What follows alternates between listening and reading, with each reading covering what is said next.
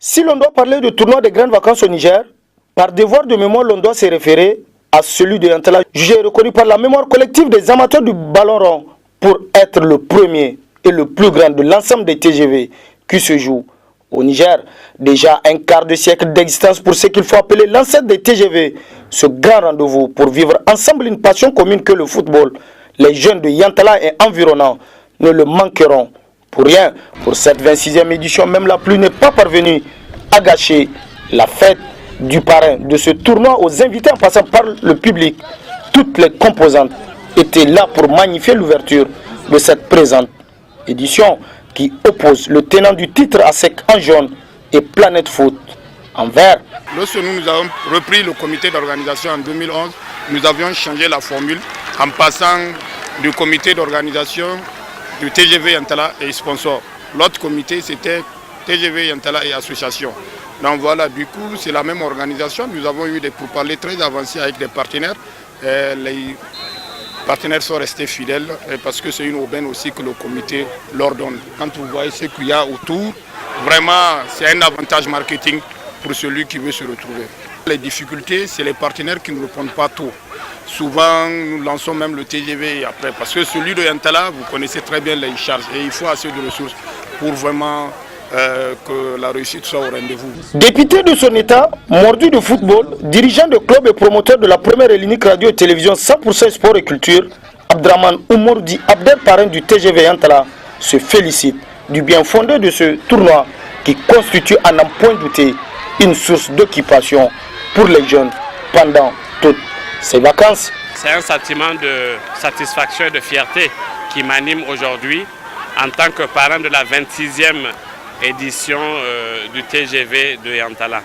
Comme vous l'avez dit, un quart de siècle, vraiment c'est beaucoup dans la vie d'un homme. Je l'avais dit l'année passée, nous étions ici en tant que supporters. Nous avons fait la même chose que ces jeunes-là sur les murs à l'époque. Nous avons eu des camarades qui ont joué ici, des grands joueurs ont défilé sur ce terrain depuis 96, 17, 18, 19. Et bon, comme on dit, l'histoire fait les choses. De supporters, aujourd'hui, on est revenu à parrain. Ça m'anime, c'est une fierté. Visionnaire et mécène Abder en appelle aux bonnes volontés d'accompagner les TGV pour le rayonnement de la jeunesse nigérienne. C'est le plus vieux TGV du Niger, c'est le premier.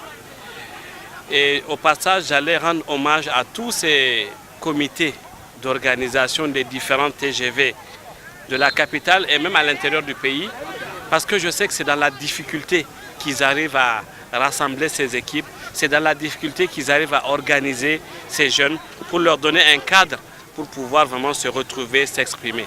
Donc vraiment, je sais que c'est très dur et c'est pour ça que nous aidons un peu. Je mets un peu la main à la pâte dans les différents TGV de la capitale.